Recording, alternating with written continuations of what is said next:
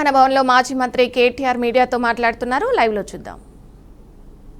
అందుకే నేను తుగ్లక్ ముఖ్యమంత్రి గారికి చెప్పేది ఒకటే, మీ అధికారం అపరిమితమని మీరు అనుకుంటున్నారు. అధికారం 5 ఏళ్లకు ఒకసారి ప్రజలు రెన్యూ చేస్తే మళ్ళీ వస్తుంది తప్ప మీ ఇష్టం ఉన్నట్టు తుగ్లక్ పనులు చేస్తూ పోతుంటే అధికారం ఎవరికి శాశ్వతం కాదనేది ముఖ్యమంత్రి గారు గుర్తుపెట్టుకోవాలి. ఇంకొక మాట కూడా ముఖ్యమంత్రి గారికి నేను చెప్పేది, మీరు మీ కాంగ్రెస్ పార్టీ శాశ్వతంగా మరి ద్రోహులుగా చరిత్రలో మిగిలిపోతారు. తెలంగాణ అస్తిత్వాన్ని దెబ్బతీసిన ద్రోహులుగా, తెలంగాణ తల్లిని రూపుమాపి కాంగ్రెస్ తల్లిని ప్రతిష్ఠించిన ద్రోహులుగా, తెలంగాణ సంస్కృతిని తెలంగాణ అస్తిత్వానికి చిహ్నమైన కాకతీయ కళాతోరణాన్ని, చార్మినార్ని, తెలంగాణ ఆడపడుచులకు అత్యంత ప్రీతిపాత్రమైన బతుకమ్మని, వీటిని దెబ్బతీసిన ద్రోహులుగా నీ ప్రభుత్వం నీ పార్టీ నిలబడిపోతుంది. అదే కోవలో అదే వరుసలో సికింద్రాబాద్ అస్తిత్వాన్ని కూడా మీరు ఏదైతే దెబ్బతీసే ప్రయత్నం చేస్తున్నారో ఇది మీకు మంచిది కాదు. ఒకటి మాత్రం పక్కా, ఇవాళ మీరు ఈ ర్యాలీని ఏదో భగ్నం చేసి మా వాళ్ళని కొంతమందిని అరెస్ట్ చేసి మీరేదో సాధించినాము అని చెప్పి మీరు పైశాచికానందం పొందొచ్చు, కానీ ఇది తాత్కాలికం మాత్రమే. తప్పకుండా శ్రీనివాస్ యాదవ్ గారు చెప్పినట్టు కోర్టుకి పోతాం. ప్రజాక్షేత్రంలో ప్రజల తరపున న్యాయబద్ధంగా నిరసన చెప్పే హక్కు మనకు రాజ్యాంగం ప్రసాదించిన హక్కు, డాక్టర్ బాబాసాహెబ్ అంబేద్కర్ మనకిచ్చిన హక్కు. అట్లాంటి హక్కును ఈ జనవరి మాసంలో, ఏ జనవరి 26న అయితే మనం రిపబ్లిక్ డేగా జరుపుకుంటామో, మరి రిపబ్లిక్ డేకి 10 రోజుల ముందు మరి రాహుల్ గాంధీ గారు పెద్ద పోజులు కొడతా ఉంటాడు కాన్స్టిట్యూషన్ పట్టుకొని, ఇగో మేము కాన్స్టిట్యూషన్ సంరక్షకులము, రాజ్యాంగ రక్షకులం అని చెప్తాడు. ఇదేనా మీరు రక్షించే పద్ధతి? ఒక శాంతి ర్యాలీని భగ్నం చేసి ప్రజలకు నిరసన చెప్పే హక్కు లేకుండా చేసి ఎక్కడి వాళ్ళని అక్కడ అరెస్టు చేసి ఇదా మీరు చేసే రాజ్యాంగ రక్షణ నేను అడుగుతా ఉన్నా. అందుకే శ్రీనివాస్ యాదవ్ గారు చెప్పినట్టుగా కోర్టుకి పోతాం, ప్రజలను కూడా జాగరూకులు చేస్తాం. జంట నగరాల అస్తిత్వాన్ని దెబ్బతీసే ప్రయత్నం చేస్తున్న ఈ తుగ్లక్ సర్కారుకు తప్పకుండా ప్రజాక్షేత్రంలోనే బుద్ధి చెప్తాము. అట్లాగే నాకైతే సంపూర్ణమైన విశ్వాసం ఉంది, తప్పకుండా మళ్ళీ కేసీఆర్ గారి నాయకత్వంలో మా పార్టీ తిరిగి ప్రజల దీవెనలతో తప్పకుండా ప్రజల ఆశీర్వాదంతో అధికారంలోకి వస్తుంది.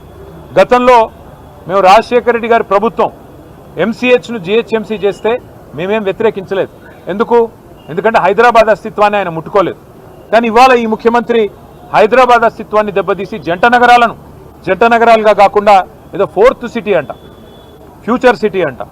ఫ్యూచరే లేని ముఖ్యమంత్రి ఫ్యూచర్ సిటీ కడతానంటే ఎవరు నమ్ముతాడు? ఎవరు దాన్ని విశ్వసిస్తారు? అందుకే మేము చెప్పేది ఒకటే, మళ్ళీ మా ప్రభుత్వం అధికారంలో ఖచ్చితంగా వస్తుంది. గతంలో 33 జిల్లాలు ఏర్పాటు చేసింది కేసీఆర్ గారి ప్రభుత్వం. 10 జిల్లాలు ఉన్న తెలంగాణని 33 జిల్లాలు చేసింది కేసీఆర్ ప్రభుత్వం.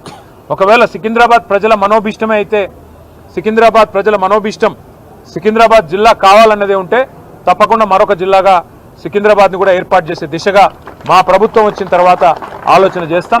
ఈ ముఖ్యమంత్రి గారు ఉన్న జిల్లాలు తీసేస్తా అంటున్నాడు. ఆయన కోపం ఏందో ఆయన బాధ ఏందో మాకైతే అర్థం కావట్లేదు.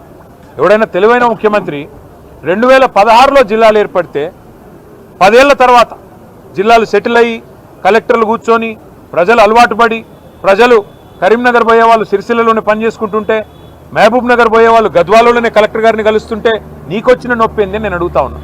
33 జిల్లాల్లో 33 కలెక్టరేట్లు కట్టుకున్నాం. ఒక్కో కలెక్టరేట్ మీ మంత్రి కోమటిరెడ్డి వెంకటరెడ్డి చెప్పిండు, మేము చెప్పడం కాదు.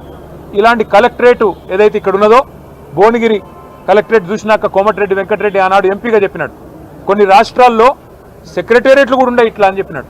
గంత అద్భుతంగా సెక్రటేరియట్ కంటే కూడా తలదన్నే విధంగా కలెక్టరేట్లు కట్టి ప్రజల దగ్గరికి పాలన తెచ్చి ప్రజల మనోభావాలను గౌరవిస్తే ఈ ముఖ్యమంత్రికి వచ్చిన ఇబ్బంది ఏంది, ఈ ప్రభుత్వానికి వచ్చిన ఇబ్బంది ఏందని మేము అడుగుతా ఉన్నాం.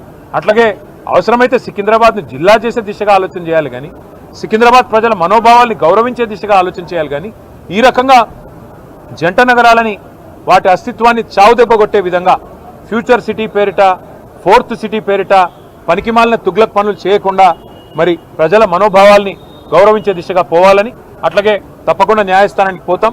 శాంతి ర్యాలీ ఇవాళ నిజానికి కొన్ని వేల మంది అనుకున్నాం, కానీ కోర్టు పర్మిషన్ ఇస్తే ఎంత బ్రహ్మాండంగా చేయాలో అంతకంటే గొప్పగా చేసి చూపెడతామని చెప్పి కూడా తెలియజేస్తూ సికింద్రాబాద్ ప్రజలకి మేము చెప్తా ఉన్నాం, ఈ తుగ్లక్ ముఖ్యమంత్రి ఒకవేళ తుగ్లక్ పనులు చేసినా దాన్ని తిరిగి మార్చి మీ మనోభావాల్ని గౌరవించే బాధ్యత బీఆర్ఎస్ తీసుకుంటుంది. మీరు తప్పకుండా కేసీఆర్ గారి నాయకత్వంలో మీ మనోభావాల్ని వారికి కూడా నివేదించి తప్పకుండా మీ ఆలోచనను గౌరవించే విధంగా ముందుకు పోతామని చెప్పి తెలియజేస్తాం.